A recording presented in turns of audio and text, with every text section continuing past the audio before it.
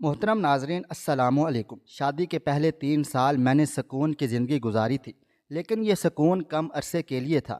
میرے شوہر کی 2 بہنیں تھیں۔ ایک بہن بیوہ ہو کر اپنے 3 بچوں کے ساتھ واپس آ کر ماں باپ کی دہلیز پر بیٹھ گئی تھی، تو اسی سال دوسری بہن کو بھی طلاق ہو گئی تھی۔ اب ان دونوں بہنوں نے مل کر میرا جینا حرام کر رکھا تھا، اور میرے شوہر سے عمر میں بڑی تھی۔ میں کچھ کہتی تو چیخنے چلانے لگ جایا کرتی تھی، اور میری ساس میرے شوہر کو میرے خلاف ورگلاتی کہ تمہاری بیوی کو میری بیٹیاں بوجھ لگ رہی ہیں۔ شوہر ماں بہنوں کو سمجھانے کی بجائے مجھ پر غصہ کرتا۔ ایک روز میرا شوہر شہر سے باہر گیا ہوا تھا۔ دونوں بہنوں نے مل کر مجھے، میرا نام سائمہ ہے اور میرا تعلق ایک درمیانے طبقے کے خاندان سے تھا۔ میں نے اپنی زندگی ہمیشہ چھوٹے خوابوں کے ساتھ گزاری تھی، اور میری شادی بھی ایک مڈل کلاس فیملی میں ہوئی تھی۔ شروع میں سب کچھ ٹھیک ٹھاک چل رہا تھا۔ شادی کے پہلے 3 سال میری زندگی سکون اور خوشیوں سے بھری ہوئی تھی۔ میں نے کبھی سوچا بھی نہیں تھا کہ یہ سکون عارضی ہوگا۔ میرا شوہر میری پرواہ کرتا، مجھ سے ہنستا، باتیں کرتا، اور ساس بھی زیادہ روک ٹوک نہیں کیا کرتی تھی۔ ان دنوں میں نے خود کو دنیا کی خوش قسمت ترین عورت سمجھا ہوا تھا، لیکن یہ خوشی زیادہ دیر قائم نہ رہ سکی تھی۔ پتہ نہیں کیوں مجھے شروع سے ہی یہ محسوس ہوتا تھا جیسے میری ساس میرے شوہر کو میرے خلاف ورگلاتی ہے۔ وہ میرے سامنے تو مجھ سے اتنی محبت سے بات کرتی جیسے میں اس کی سگی بیٹی ہوں، لیکن جب میرا شوہر اس کے کمرے سے باہر آتا تو وہ بالکل بدل جاتا۔ کبھی بنا کر کسی وجہ کے مجھے ڈانٹنے لگ جاتا، کبھی غصے سے بھری نظروں سے دیکھتا، اور کبھی مجھ سے بات کرنے سے بھی گریز کیا کرتا تھا۔ ساس کا رویہ بھی عجیب و غریب سا تھا۔ وہ شوہر کے سامنے ایسے ظاہر کرتی جیسے وہ مجھ سے بے حد محبت کرتی ہو۔ جب بھی میرا شوہر گھر آتا تو وہ اس کے پاس بیٹھ کر لمبی لمبی باتیں کیا کرتی۔ ان باتوں کے بعد میرا شوہر ہمیشہ بدل جاتا۔ یا تو وہ مجھ پر بلا وجہ غصہ کرتا، یا پھر خاموش ہو کر کسی غیر مری دنیا میں کھو جاتا۔ میں تنہا تھی۔ میرا اپنا گھر ہونے کے باوجود میں بے گھر محسوس کرتی تھی۔ میں نے کئی بار اپنے شوہر سے بات کرنے کی کوشش کی، لیکن اس کی سرد مہری میرے اندر مزید خلا پیدا کرتی گئی۔ ان کا یہ رویہ میرے دل کو بہت زیادہ دکھا تھا۔ اگر میں اسے بلاتی تو وہ میری بات کو نظر انداز کر کے سیدھا لیٹ جاتا اور آنکھیں بند کر لیتا تھا، جیسے کہنا چاہ رہا ہوں مجھے تنگ مت کرو، میں سونے لگا ہوں۔ میری سمجھ میں نہیں آتا تھا آخر میری غلطی کیا ہے۔ میں نے کبھی کوئی ایسی بات نہیں کی تھی جو اسے ناراض کر سکتی تھی، لیکن پھر بھی اس کا رویہ دن بدن میرے لیے ناقابل برداشت ہوتا چلا جا رہا تھا۔ میں دن بھر اپنے آپ کو کام میں مشغول رکھتی تھی، صفائی، کھانا پکانا اور دیگر گھر کے کاموں میں خود کو اس قدر الجھائے رکھتی کہ تھکن سے چور ہو جاتی تھی۔ جب کام ختم کر کے اپنی ساس کے پاس بیٹھتی تو ان کا رویہ ہمیشہ محبت بھرا ہوتا۔ وہ مجھ سے ہنسی خوشی باتیں کرتی، میری تعریفیں کرتی، اور کبھی بھی مجھے کوئی ایسی بات نہ کرتی جس سے مجھے لگے کہ وہ میرے خلاف کچھ غلط سوچ رہی ہیں۔ ان کے انداز سے ایسا محسوس ہوتا تھا کہ وہ مجھے اپنی بیٹی سمجھتی ہیں، اور میں بھی ان سے بے تکلف ہو کر باتیں کیا کرتی۔ لیکن پھر بھی میرے دل کے کسی کونے میں یہ سوال کھٹکتا تھا، آخر وہ میرے شوہر کو ایسا کیا کہتی ہیں جو وہ گھر آتے ہی مجھ سے دور ہو جاتا ہے۔ میں نے کئی راتیں اس سوال کے جواب کی تلاش میں گزار دی تھیں، لیکن ہر بار کوئی واضح جواب نہ ملتا تھا۔ یہ سوچ سوچ کر میں ذہنی طور پر تھک چکی تھی۔ میں چاہتی تھی کہ اپنی ساس سے براہ راست پوچھ لوں، لیکن ڈرتی تھی کہ کہیں وہ اس بات کو بڑھا چڑھا کر میرے شوہر کے سامنے پیش نہ کر دیں۔ اس لیے میں نے خاموش رہنے میں ہی عافیت سمجھی تھی۔ شام کو جب میرا شوہر گھر واپس آیا تو حسب معمول وہ سیدھا اپنی ماں کے کمرے میں چلا گیا تھا۔ میں نے سوچا آج دیکھتی ہوں کہ وہ ان سے کیا باتیں کرتا ہے۔ میں دبے قدموں ان کے کمرے کے باہر جا کر کھڑی ہو گئی تھی۔ اندر سے آوازیں آ رہی تھی۔ میری ساس کی آواز گونجی، بیٹا یہ سائمہ نہ تو کوئی کام ٹھیک سے کرتی ہے اور نہ ہی میری پرواہ۔ میں جہاں بیٹھی رہتی ہوں یہ کبھی بھی میرے پاس آ کر نہیں بیٹھتی، اور نہ ہی مجھ سے کوئی بات چیت کرتی ہے۔ میں نے تو ہمیشہ سے ہی اسے اپنی بیٹی سمجھا، لیکن یہ مجھے اپنی ماں ماننے کو تیار ہی نہیں ہے۔ گھر کی بھی کوئی پرواہ نہیں کرتی، تمہارے آنے سے پہلے ہی کام کر کے ایسے ظاہر کرتی ہے جیسے بہت ذمہ دار ہے، لیکن میں سارا دن اسے دیکھ دیکھ کر تنگ آ جاتی ہوں۔ اسے نہ اپنی ذمہ داریوں کا احساس ہے اور نہ میری تکلیفوں کا۔ یہ سب سن کر میرے تو جیسے ہوش و حواس اٹھ گئے تھے۔ میرے کانوں کو یقین ہی نہیں آیا کہ یہی وہی خاتون ہیں جو دن میں میرے سامنے محبت سے مسکراتی تھی اور رات کو اپنے بیٹے کے سامنے میرا کردار داغدار کرنے کی کوشش کر رہی تھی۔ وہ میرے سامنے تو ایسی کوئی بات کرتی جیسے انہیں مجھ سے کوئی شکایت نہ ہوتی، لیکن میرے شوہر کے سامنے شکایتوں کا ایک پنڈورا کھول کر رکھ دیتی تھیں۔ میں چپ چاپ اپنے کمرے میں واپس آ گئی تھی۔ میرے دل میں عجیب سی بے چینی پیدا ہو گئی تھی۔ میں سوچ رہی تھی کہ آخر وہ ایسا کیوں کر رہی ہیں؟ کیا انہیں واقعی مجھ سے کوئی مسئلہ ہے، یا وہ اپنے بیٹے کی توجہ اپنی طرف مرکوز رکھنے کے لیے یہ سب کچھ کر رہی ہیں؟ میرے شوہر کی 2 بہنیں تھیں۔ بڑی بہن بیوہ ہو کر اپنے 3 بچوں کے ساتھ واپس اپنے ماں کے گھر آ گئی تھی اور اسی سال چھوٹی بہن کو بھی طلاق ہو گئی تھی۔ ان دونوں نے جیسے میری زندگی کو تباہ کرنے کی قسم کھا لی تھی۔ بڑی بہن کی آنکھوں میں ہمیشہ ایک عجیب سی حقارت جھلکتی تھی، اور وہ چھوٹی بہن جو عمر میں مجھ سے بڑی تھی کبھی بھی کسی بات پر چلاتی، مجھے بے عزت کر دیتی۔ اگر میں کچھ کہنے کی کوشش کرتی تو وہ بات کو طول دے کر ساس کے سامنے پیش کر دیا کرتی تھی۔ میری ساس تو کو جیسے موقع چاہیے تھا وہ میرے شوہر کو اکسانے لگی۔ تمہاری بیوی کو میری بیٹیاں بوجھ لگتی ہیں۔ شوہر ان باتوں میں آ کر مجھ سے سخت رویہ اپنانے لگا تھا۔ جب بھی میں اپنا دفاع کرنے کی کوشش کرتی تو وہ مجھے ڈانٹ دیتا تھا۔ گھر کا ماحول روز بروز خراب ہوتا چلا جا رہا تھا۔ میں تنہا اور بے بس تھی۔ میرے خوابوں کا گھر میرے لیے کسی قید خانے سے کم نہیں تھا۔ میں دن بدن اندر ہی اندر گھٹ رہی تھی۔ ایک طرف میری دونوں نندیں مجھے نیچا دکھانے اور مجھ سے لڑنے جھگڑنے سے باز نہیں آتی تھیں، دوسری طرف میری ساس میرے شوہر کو میرے خلاف ورگلانے سے باز نہیں آتی تھی۔ تینوں نے مل کر میری زندگی کو جہنم بنا دیا تھا۔ ہر وقت کسی نہ کسی بات پر جھگڑا ہوتا رہتا تھا۔ کبھی کبھی میرا دل کرتا کہ سب کچھ چھوڑ کر کہیں دور چلی جاؤں، لیکن کہاں جاتی؟ اپنے ماں باپ کے گھر؟ وہ تو پہلے ہی اپنے خرچے بمشکل پورے کرتے تھے، اور اگر میں چلی جاتی تو ان کے حصے میں ایک نیا غم آ جاتا۔ بیٹی کا غم ماں باپ کو جیتے جی مار دیتا ہے۔ یہ سب سوچ کر میں چپ کر کے بیٹھ جاتی، اپنے درد اور تکلیف کو دل میں دفن کر لیتی۔ اب تو شوہر نے اپنی ماں اور بہنوں کے کہنے پر مجھے مارنا بھی شروع کر دیا تھا۔ چھوٹی چھوٹی باتوں پر بھی ڈانٹنا اور گالی دینا جیسے اس کا معمول بن گیا تھا۔ اگر میں کبھی کہہ دیتی کہ یہ سب میں نے نہیں کیا ہے، یہ سب جھوٹ ہے، تو وہ اور زیادہ مجھ پر چیخنے چلانے لگتا تھا۔ ہاں، تم کہہ رہی ہو میری ماں اور بہنیں جھوٹ بول رہی ہیں۔ اس کا یہ جملہ میرے دل کو چیر کر رکھ دیتا تھا۔ پھر وہ غصے میں مجھے مارتا اور میں بے بس ہو کر سہتی رہتی تھی۔ کبھی کبھی جب میرا صبر ختم ہو جاتا تو میں بھی جوابی طور پر کچھ کہہ دیتی، لیکن یہ بولنا میرے لیے کافی مہنگا پڑتا۔ وہ نہ مزید صرف چیختا بلکہ مزید شدت سے مجھے مارتا۔ میں ٹوٹ رہی تھی، اندر ہی اندر مر رہی تھی، لیکن میرے لیے کوئی راستہ نہیں تھا۔ ایک دن مار کھانے کے بعد جب میں کمرے میں اکیلی بیٹھی ہوئی تھی تو میں نے آئینے میں اپنی صورت دیکھی۔ میرے چہرے پر پڑے نشان، میری آنکھوں میں سمندر جیسے آنسو اور میرا کانپتا ہوا دل سب گواہ تھے کہ میں ایک زندہ لاش بن چکی ہوں۔ میرے وجود کی ہر دھڑکن ایک فریاد تھی، لیکن سننے والا کوئی نہیں تھا۔ میں سوچتی، کیا یہی میری زندگی ہے؟ کیا میں ہمیشہ یوں ہی ظلم سہتی رہوں گی؟ کیا میری کوئی قدر نہیں؟ مگر پھر میں سوچتی کہ میرے والدین کو کیسے سہنا پڑے گا اگر میں ان پر بوجھ بن کر لوٹ آئی۔ ایک رات جب میرے شوہر نے پھر مجھے مارا اور کمرے میں چلا گیا تھا، میں نے روتے روتے رب سے دعا کی، یا اللہ مجھے صبر دے دے یا پھر میری زندگی کو ختم کر دے، کیونکہ اب میں مزید سہ نہیں سکتی تھی۔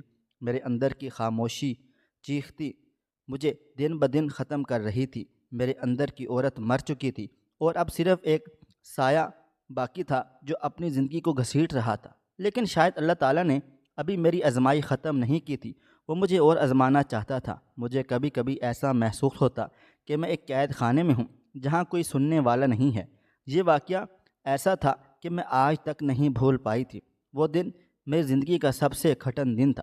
میرا شوہر کام کے سلسلے میں شہر سے باہر گیا ہوا تھا اور وہ دونوں بہنیں جیسے اس موقع کی طاق میں بیٹھی ہوئی تھیں۔ صبح سے ہی ان کے طنز و طعنوں کا آغاز ہو گیا تھا۔ باتیں ایسی سن کر دل چھلنی ہو جائے۔ انہوں نے مجھے طرح طرح کے کاموں میں الجھایا اور کوئی موقع نہ چھوڑا کہ مجھے ذلیل و رسوا کیا جا سکے۔ جب میں تھک ہار کر اپنے کمرے میں جا بیٹھی تو وہ دونوں میرے پیچھے آ گئیں۔ ان کے چہروں پر نفرت اور حقارت صاف دکھائی دے رہی تھی۔ وہ مجھے بالوں سے پکڑ کر کھینچتے ہوئے نیچے زمین پر لے آئیں۔ ان کے ہاتھ جیسے میرے جسم کو چھلنی کر رہے تھے۔ وہ مجھ پر تھپڑوں اور لاتوں کی بارش کر رہی تھی اور میں درد کی شدت سے بے حال ہو گئی تھی۔ ان کی مار اتنی بے رحم تھی کہ میں نیم بے ہوش ہو گئی تھی۔ جب میں نے خود کو اسٹور روم کے تاریک اور گھٹن زدہ کمرے میں پایا تو میری آنکھوں سے آنسو بہنے لگ گئے تھے۔ یہ وہ جگہ تھی جہاں انہوں نے مجھے سارا دن قید رکھا۔ نہ پانی نہ کھانے کا پوچھا اور نہ ہی میری حالت کا خیال رکھا گیا تھا۔ میری ساس بھی جانتے بوجھتے اس سب میں خاموش تماشائی بنی رہی، بلکہ دروازے پر کھڑے ہو کر مسکراتی رہی۔ یہ ان کے چہرے کی مسکراہٹ تھی جو میری تکلیف پر خوشی کا اظہار کر رہی تھی۔ شام کو جب میرا شوہر واپس آیا تو انہوں نے جلدی سے مجھے اسٹور روم سے نکالا اور مجھ پر حکم صادر کر دیا، چل اپنے کمرے میں جا اور خبردار جو بھائی کو کچھ بتایا۔ ان کے لہجے میں دھمکی اور نفرت واضح طور پر تھی۔ میں نے ان کی بات سن کر دل ہی دل میں سوچا، کیا فائدہ؟ اگر میں کہہ بھی دوں تو میرا شوہر کون سا میرا یقین کر لے گا؟ ان کے لیے تو اس کی بہنیں ہی سچی اور معصوم ہیں۔ میں خاموشی سے اپنے کمرے میں چلی گئی تھی، لیکن میرا پورا جسم درد سے چور چور تھا۔ میرے بازو، پیٹھ اور ٹانگیں زخمی ہو چکی تھیں۔ جب وہ مجھے مار رہی تھیں تو میرے جسم کے ہر حصے میں درد کے ساتھ ایک بے حسی کا احساس جاگ رہا تھا۔ مجھے لگا جیسے میری زندگی کی کوئی قدر ہی نہیں رہی ہے۔ جب میرا شوہر کمرے میں آیا تو بغیر سوچے سمجھے مجھ پر چیخنے چلانے لگا تھا، تمہیں شرم نہیں آتی؟ تم ہمیشہ جھگڑا کرتی ہو، میری بہن کو تنگ کرتی ہو۔ وہ اپنی بہنوں کی باتوں پر آنکھیں بند کر کے یقین کر چکا تھا اور پھر اس نے مجھے مارنا پیٹنا شروع کر دیا۔ اور وہ دن میری زندگی کا سب سے بڑا فیصلہ کن لمحہ تھا۔ جب میں نے اپنی عزت نفس کو بچانے کا ارادہ کر لیا، میں نے فیصلہ کر لیا کہ اب مزید اس گھر میں نہیں رہوں گی جہاں میری حیثیت کسی غلام سے بدتر ہے۔ میں نے اپنا سامان پیک کیا اور ہمت جٹا کر کہا، میں جا رہی ہوں، اب اس گھر میں نہیں رہنا۔ میرے شوہر نے مجھے ایسی سرد مہری سے دیکھا کہ میرا دل ٹوٹ کر رہ گیا تھا۔ وہ غصے میں بولا، جاؤ، مجھے ضرورت بھی نہیں ہے ایسی عورت کی جو میری ماں اور بہنوں کی عزت نہ کرے اور انہیں برا سمجھے۔ یہ جملے میرے دل میں تیر کی طرح اتر گئے تھے۔ ایک بار بھی انہوں نے مجھے روکنے کی کوشش نہیں کی تھی۔ ان کے رویے نے مجھے مکمل طور پر بے حیثیت کر دیا تھا۔ میں روتے ہوئے چیختے چلاتے ہوئے اپنے میکے پہنچ گئی تھی۔ میری ماں نے جیسے ہی دروازہ کھولا اور میری حالت دیکھی تو وہ اور پریشان ہو گئی تھیں۔ انہوں نے جلدی سے مجھے اندر بلا لیا اور میری حالت دیکھ کر رونے لگیں۔ یہ کیا ہوا؟ تمہاری یہ حالت کس نے کی؟ ان کے لہجے میں بے بسی اور دکھ تھا۔ میں نے ساری ہمت جمع کر کے اپنی ماں کو سب کچھ بتا دیا، شروع سے لے کر آخر تک، ہر ظلم، ہر ذلت اور ہر وہ لمحہ جو میں نے اس جہنم میں گزارا تھا۔ میری ماں میرے ساتھ لپٹ کر رونے لگی اور کہا، تو اتنی تکلیف میں تھی اور ہمیں خبر بھی نہ ہوئی۔ ان کے آنسو میری حالت پر ایک اور زخم لگا رہے تھے۔ میرے والد صاحب کو جب یہ معلوم ہوا تو وہ غصے سے کانپنے لگ گئے تھے۔ انہوں نے کہا، میں تمہارے شوہر سے بات کروں گا، وہ ایسا کیسے کر سکتا ہے؟ لیکن جب میرے والد محترم میرے شوہر سے بات کرنے گئے تو انہوں نے بدتمیزی کی تمام حدیں پار کر دی تھیں۔ میرے والد بے بسی کے ساتھ خاموشی سے واپس آ گئے تھے۔ کچھ عرصہ ایسے ہی بیت گیا۔ میں ہر روز یہ امید کرتی رہی کہ شاید میرے شوہر کو اپنی غلطی کا احساس ہو جائے اور وہ مجھے لینے کے لیے آ جائے، لیکن یہ میری خام خیالی ثابت ہوئی تھی۔ دن مہینوں میں بدل گئے لیکن ان کی طرف سے کوئی خبر نہ آئی۔ اسی دوران میرے اپنے گھر کا ماحول بھی بدلنے لگا تھا۔ میری بھابیاں جو پہلے ہی مجھے پسند نہیں کرتی تھی اب کھل کر میرا مذاق اڑانے اور لڑنے لگی تھیں۔ وہ کہتی، تم ہی مصیبت بن کر یہاں آ گئی ہو۔ میں خاموش رہتی تھی کیونکہ میرے پاس اور کوئی راستہ نہ تھا۔ میکے میں رہنا اب بھی ایک عذاب بن گیا تھا اور سسرال جانا تو گویا خود کو مزید تکلیف میں ڈالنے کے مترادف تھا۔ میں تو ایک ایسے موڑ پر تھی جہاں ہر راستہ بند نظر آ رہا تھا۔ سسرال میں ہر وقت گالی گلوچ، مار پیٹ اور بےعزتی میرا نصیب تھی، اور میکے میں بھابیاں بھی اب میرا وجود برداشت نہیں کر پا رہی تھیں۔ ہر دن میرے لیے مزید دشوار ہوتا چلا جا رہا تھا۔ پھر ایک دن اچانک میرا شوہر مجھے لینے کے لیے آ گیا تھا۔ اس نے کہا چلو گھر چلتے ہیں۔ میں نے اسے دیکھا، میرے دل میں درد کی ایک لہر اٹھ گئی۔ میں نے تلخی سے کہا نہیں، گھر جا کر بھی وہی تماشا ہوگا، میں تمہاری بہنوں اور بھائی مجھے ماریں گے، اور ان کے پیچھے تم بھی میرا ساتھ دینے کی بجائے مجھے ہی مارو گے۔ اس کے ایک لمحے کے لیے خاموشی اختیار کی اور پھر بولا نہیں، ایسا کچھ بھی نہیں ہوگا، اس بار سب کچھ بدل جائے گا۔ اس کے لہجے میں ایک یقین تھا، لیکن میرے دل میں شکوک کا طوفان تھا۔ میں نے اپنی زندگی میں اتنی بار دکھ جھیلے تھے کہ اب کسی پر بھروسہ کرنا ممکن ہی نہ رہا تھا، لیکن میری ماں نے مجھے سمجھایا کہ ایک دفعہ جا کر دیکھ لو، کیا پتہ یہ احساس ہو گیا ہو کہ گھر کی عزت اور سکون کس قدر ضروری ہے۔ تمہاری بھابیاں چاہیں تمہیں کچھ نہ دیں، لیکن اپنے شوہر کے ساتھ جا کر رہنے سے شاید تمہیں تمہارا حق اور عزت مل جائے گی۔ ماں کے کہنے پر میں نے فیصلہ کیا میں اپنے شوہر کے ساتھ واپس جاؤں گی۔ کچھ عرصہ تو سکون سے گزر گیا تھا، لیکن پھر یہ سکون عارضی ثابت ہوا۔ جلد ہی وہی پرانیاں لڑائیاں، جھگڑے اور مار پیٹ کا سلسلہ شروع ہو گیا تھا۔ اس دفعہ تو حد ہی ہو گئی تھی، وہ مجھے بھوکا رکھنے لگی، کبھی کھانے کو کچھ دیتی، کبھی نہیں۔ ایک دن تو میں نے پھر غصے میں آ کر قدم اٹھایا، لیکن اس دفعہ میرا قدم مجھے بہت مہنگا پڑا اور امی کے گھر واپس آ گئی۔ میں نے امی جان سے کہا کہ اب میں اس گھر میں کبھی بھی واپس نہیں جاؤں گی، مجھے وہاں کھانے کو بھی نہیں ملتا۔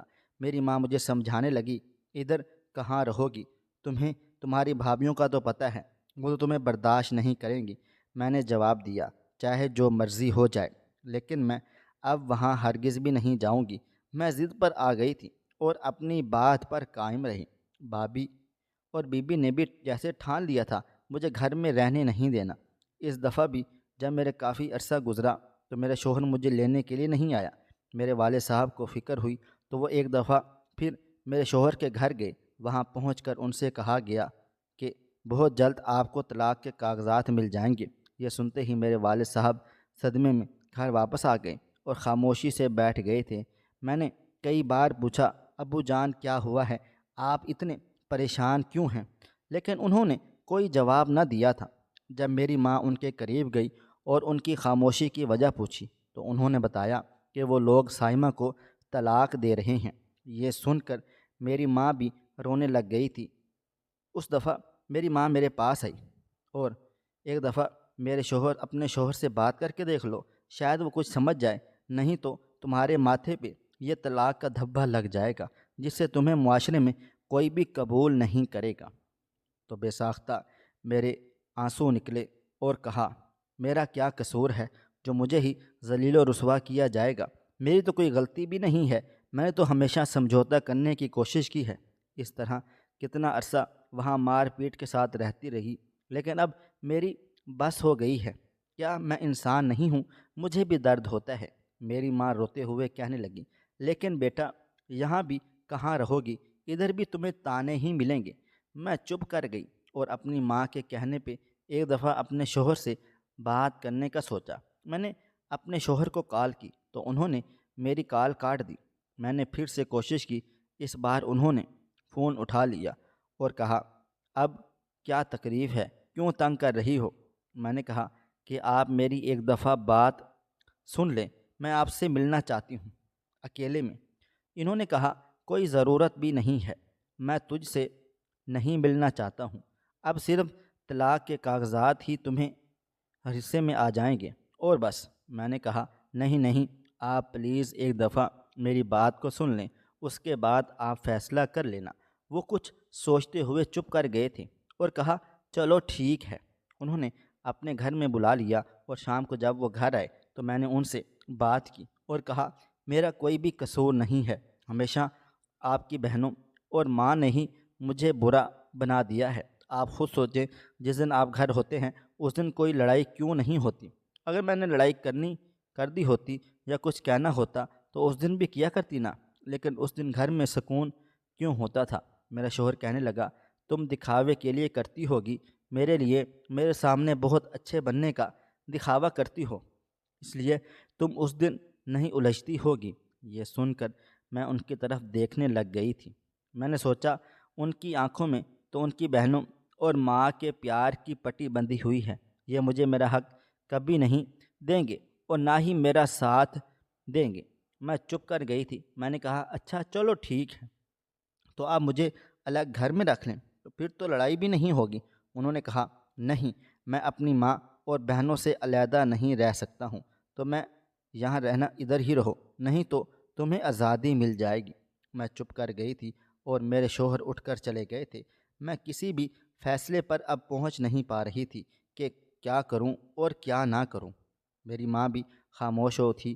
انہوں نے میری حالت دیکھی کہ کیسے انہوں نے مجھے مار مار کر میرا حلیہ بگاڑ دیا تھا۔ پھر کچھ ہی دن گزرے کہ میرے شوہر کی طرف سے مجھے طلاق کے کاغذات مل گئے تھے۔ انہوں نے مجھے واقعے میں طلاق دے ڈالی اور یہ دیکھ کر میرے ابو جان چارپائی سے لگ گئے تھے۔ ان سے یہ غم برداشت نہ ہوا اور میری ماں بھی مجھے دیکھ دیکھ کر روتی رہتی تھی۔ بھابھی مجھے تانے دیتی رہتی، وہ سارا دن کام بھی کرواتی اور پھر باتیں بھی سنایا کرتی تھی۔ حالات سے تنگ آ کر کبھی کبھی دل میں شدید سوچ آتی کہ شاید مجھے خود کو ہی مار ڈالنا چاہیے تھا۔ اس دکھ اور اذیت سے بچنے کا واحد حل یہی لگتا، لیکن پھر خودکشی کا خیال آتے ہی مجھے اپنے ایمان کی یاد آ جاتی۔ میں جانتی تھی یہ حرام ہے اور یہ سوچتے ہی میں خاموش ہو جاتی۔ دل میں بے شمار سوالات اور جذبات کی جنگ چھڑ جاتی تھی۔ میں سوچتی پہلے تو طلاق کی وجہ سے میرے ماں باپ اتنی تکلیف میں ہیں، اگر میں نے خودکشی کر لی تو وہ بالکل ہی جینا بھول جائیں گے، وہ میری موت پر تباہ و برباد ہو جائیں گے اور مجھے ان کی حالت سے بھی زیادہ تکلیف نہیں دے سکتی تھی۔ میرے اندر ایک لڑائی چل رہی تھی، ایک طرف میری تقدیر جو مجھے مسلسل اذیت دے رہی تھی اور دوسری طرف وہ انسانیت اور ایمانی طاقت جو مجھے جھجک رہی تھی۔ میں نے اپنی زندگی کو گزرے ہوئے لمحوں میں اس قدر مایوس ہو کر دیکھنا شروع کر دیا تھا کہ ہر دن ایک نئی اذیت بن چکا تھا۔ لیکن پھر میں نے سوچا کہ پہلے تو مجھے میرے ناکردہ گناہوں کی سزا مل رہی تھی اور اب میں جان بوجھ کر گناہ نہیں کر سکتی تھی۔ میں اپنی ذاتی تکلیفوں میں غرق ہونے کے باوجود اپنے والدین کو مزید رنج میں مبتلا نہیں کر سکتی تھی۔ پھر ایک دن بیٹھے بیٹھے خیال آیا کہ میں پڑھی لکھی تو ہوں نہیں، تو کیوں نہ نوکری کر لوں تاکہ اپنے آپ کو مصروف رکھ سکوں۔ میں نے پاس کے اسکول میں پڑھانا شروع کر دیا تھا۔ ادھر سے جو تھوڑی بہت تنخواہ ملتی اس سے اپنا گزارا کرنے لگ گئی تھی، لیکن اسکول میں بھی چونکہ محلے کی لڑکیاں پڑھاتی تھیں تو وہ بھی مجھ سے بار بار پوچھتی کہ مجھے طلاق کیوں ہوئی ہے، ایسا بھی کیا ہو گیا تھا۔ ان کی نظروں میں میرے کردار پر سوالیہ نشان تھا اور میرے بارے میں بے حد شکوک و شبہات رکھا کرتی تھیں۔ میں چپ چاپ اپنے کام میں مصروف رہتی اور ان کی باتوں کا کم ہی جواب دیتی تھی۔ سکول میں محلے والوں کی باتیں اور گھر میں بھابھیوں کی باتیں سن سن کر میں ذہنی طور پر اذیت میں مبتلا ہو گئی تھی۔ ایسا لگنے لگا تھا جیسے میری زندگی بس ایک طویل اذیت کا شکار ہو گئی ہے۔ ہر دن ان باتوں سے میری حالت اور بدتر ہوتی چلی جا رہی تھی۔ رات کو جب میں اپنے بستر پر لیٹتی تو آنکھوں میں آنسو تھمنے کا نام نہ لیتے تھے۔ دل میں ایک گھنٹی ہوتی تکلیف تھی، جیسے ہر لمحے گزرنے کے ساتھ میرے اندر کی دنیا اور بھی ٹوٹ رہی تھی۔ اور پھر جب میں اپنے والد صاحب کو دیکھتی، ان کی حالت میری وجہ سے ایسی ہو گئی ہے، تو دل میں ایک نئی تکلیف اور بڑھ جایا کرتی تھی۔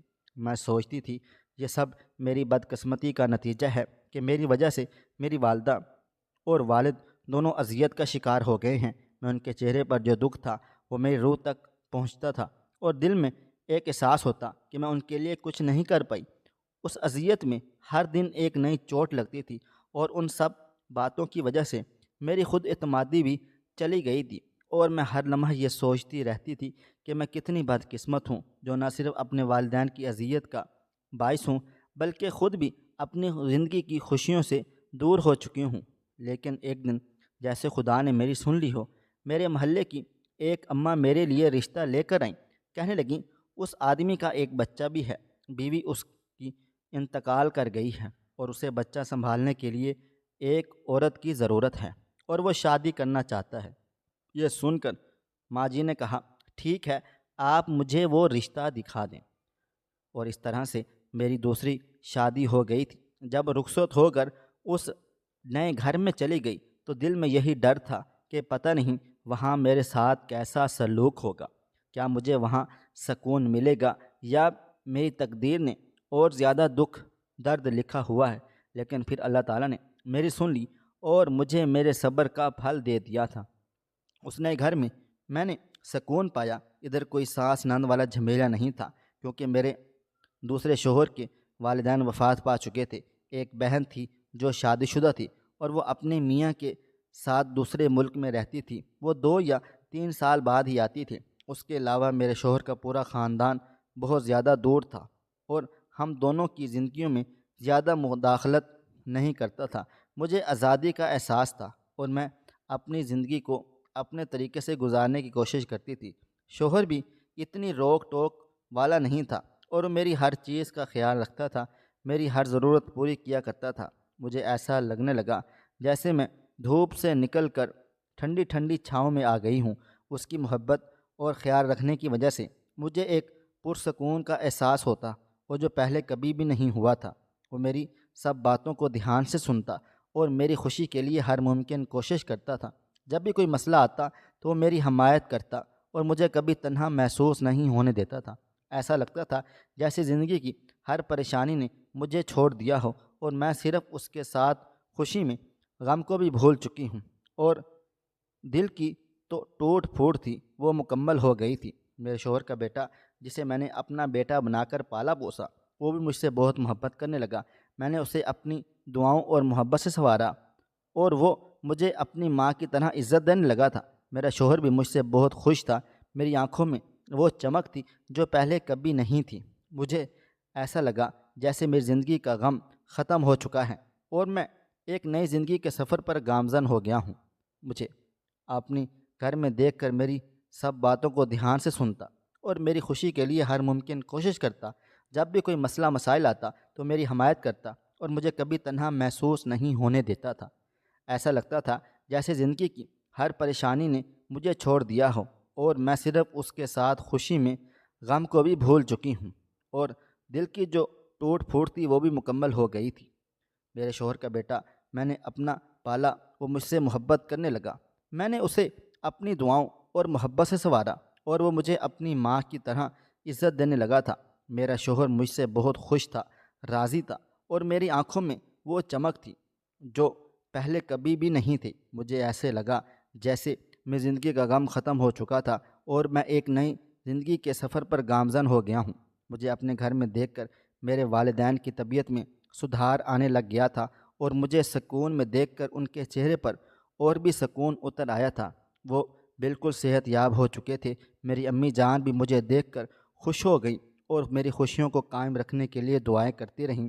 وہ اللہ تعالیٰ سے ہمیشہ یہی کہتی کہ اب کسی اور آزمائش میں نہ ڈالنا۔ شاید یہ میرے صبر اور میرے ماں باپ کی دعاؤں کا اثر تھا کہ میری زندگی میں ایک عرصے کے بعد سکون لوٹ آیا تھا۔ اللہ تعالیٰ کے کرم و فضل سے اس سکون کی بدولت نہ صرف میری زندگی بدل گئی تھی بلکہ میرے والدین کی زندگی میں بھی سکون و خوشی کی نئی روشنی آ گئی تھی، اور اپنے والدین کے چہرے پہ سکون دیکھ کر میرے اندر تک بھی سکون آتا اور ایک انجانی سی خوشی محسوس ہونے لگ گئی تھی۔ میرے دل کی دعائیں ہمیشہ میرے لیے سنوائی گئیں، اور جب یہ سمجھنے لگی کہ ہر غم کے بعد خوشی کا ایک نیا باب ہوتا ہے، اور مجھے اللہ تعالیٰ کی وہ آیت یاد آ گئی، ان اللہ مع العسر یسرا، بے شک ہر مشکل کے بعد آسانی ہے۔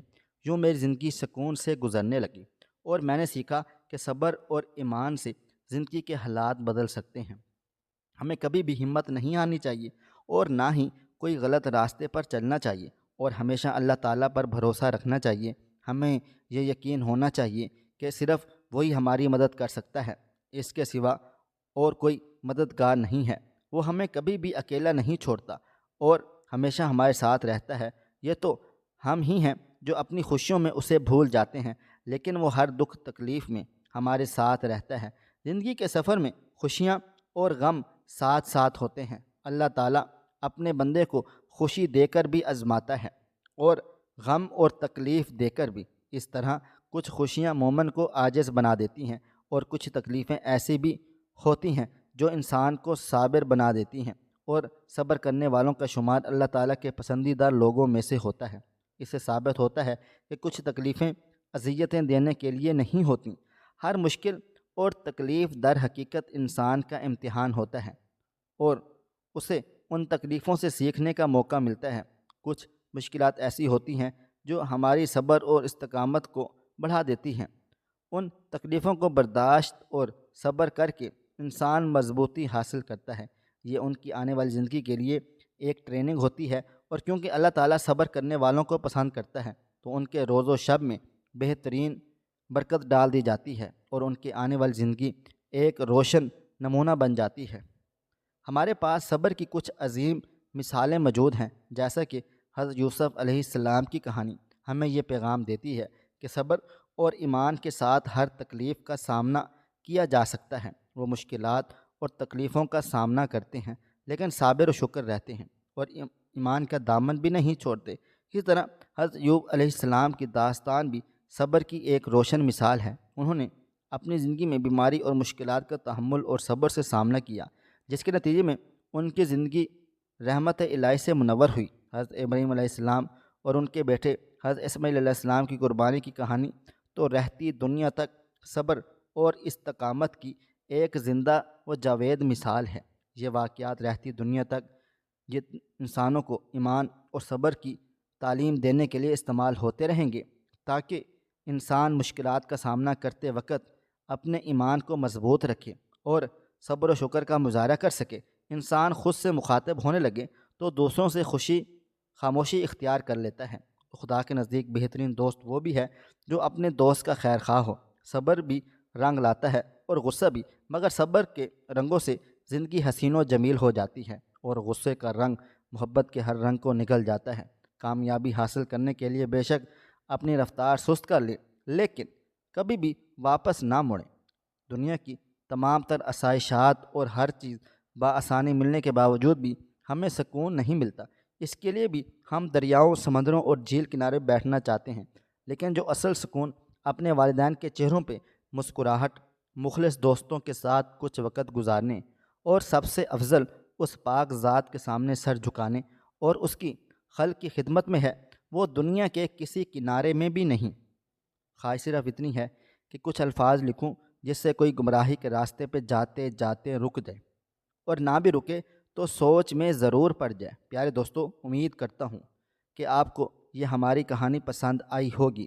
کہانی پسند آئی ہو تو ویڈیو کو لائک کریں، کومنٹس کریں، شیئر کرنا بالکل بھی نہ بھولیں، اور ہاں، اگر آپ لوگ اس چینل پر نئے ہیں تو اس چینل کو سبسکرائب ضرور کر لیں اور نوٹیفیکیشن کو ضرور دبائیں تاکہ آنے والی کہانی سب سے پہلے آپ کو مل سکے۔ ملتے ہیں کل ایک نئی اور دلچسپ کہانی کے ساتھ۔ تب تک اپنا ڈھیر سارا خیال رکھیے گا۔ اللہ حافظ۔